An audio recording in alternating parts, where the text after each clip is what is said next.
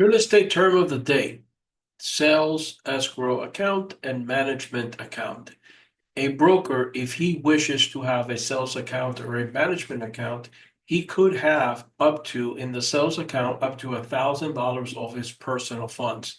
Now, why is it that he has to have his money in the account? Well, simply checks do bounce, banks do charge service fees. What about wire transfer? If he doesn't have any money, it comes out of the customer's funds. So that cannot happen. However, in today's real estate, most brokers don't have escrow accounts because it's just too much liability. They rather just deposit the money with a title or a law firm.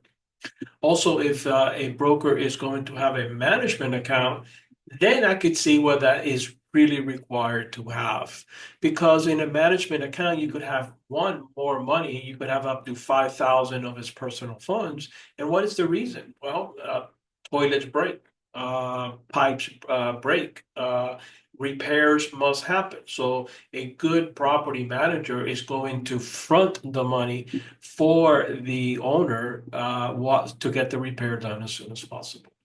Hey, for more tips and tricks, please visit my website. And if you want to schedule a one-on-one tutoring session, please go to the tutoring appointment and schedule your date and time.